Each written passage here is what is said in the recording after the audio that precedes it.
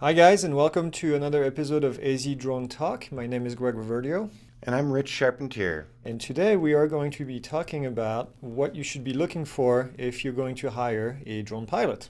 Yep, and there's some things you actually need to look into before hiring a drone pilot, because otherwise you could expose yourself and your business to fines from the FAA, or even other actions. So you don't want that to happen. And so, the first thing that you want to look for is going to be that the pilot is licensed. And by licensed, it means they have what we call a Part 107 license, which means that they are a commercial drone pilot. And what that really brings you is the experience of having somebody who has gone through training instead of your brother, your uncle, your friend, your neighbor, who is just flying around for fun and doesn't really know what it takes to fly commercially and avoid putting you in trouble as a customer. So commercially, that's the big word here from Greg. Per the FAA, if you photograph or video something from a drone and you use it to further a business, so if, like Greg said, your brother, your uncle, your cousin, your kid, if they were to fly your business site for you, take images, take video, and then provide that to put on your YouTube channel or on your website, and no money was exchanged, that's still furthering a business. So the moment that you're furthering a business, you're moving from hobby to commercial. And that at that moment, commercial, if you had a non-commercial drone pilot flying for you, you could be subject to fines. The FAA has always been very unclear as to what commercial really means. They've tried to clarify it using different documents, but really in the regulation itself, there is no section that clearly defines what a commercial use, a commercial operation is. Now, one of the documents that I read from them trying to clarify, they said that, like Rich said, anything in furtherance of a business is one of the key word. And the other thing is money doesn't have to be exchanged. Another thing that the FAA talks about is the intent of the flight.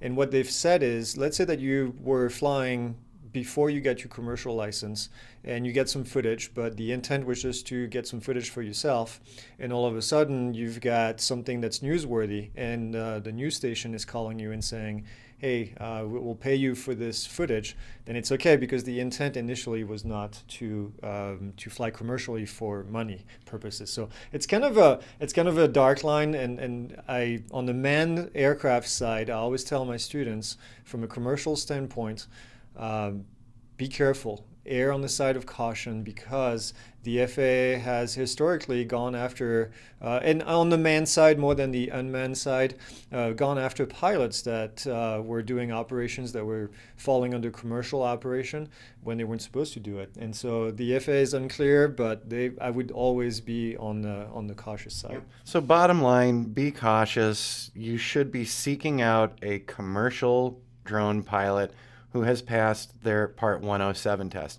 As an aside, I'm going to bring up a few months ago, I met another drone pilot. I was out in Dewey, Arizona, at one of the construction sites that I was actually doing progression reports on, and I met this guy who had a Phantom Pro 4, so we got to chatting, and he was a realtor.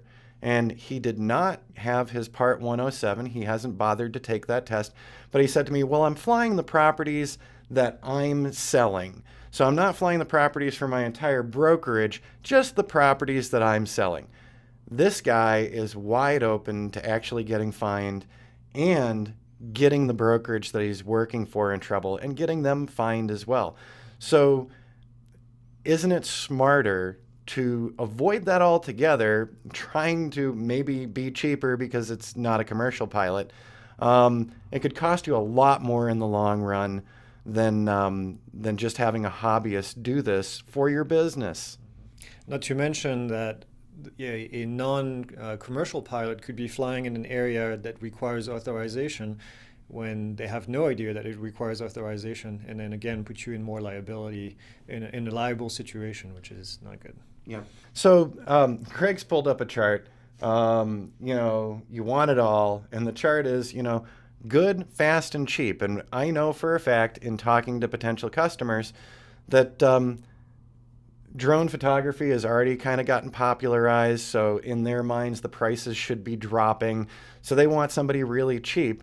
And when they start checking with actual professionals, they decide to hire the kid down the road. You want this done good. You want this done right. So Greg's going to pop this chart up and talk about it. Well, not only that, but yeah, the good, fast, and cheap is not a new concept, but it's always funny. You can't have all three of them. You can have one or the other. You can have the good and fast, but it's going to be expensive. You can have the good and cheap, and in which case it's going to be pretty slow. Or you can have the fast and cheap, in which case the quality is going to be low, which is what I think most people are settling for. And unfortunately, they get disappointed, or they don't just truly see the potential of what a good picture could be from a drone, and then not going back to the professional because they're like, well, I gave it a shot, it didn't look good, it was cheap, but and then they just move on to something else. So Yeah. it doesn't do us any good in the industry, letting people doing this to themselves. Yeah.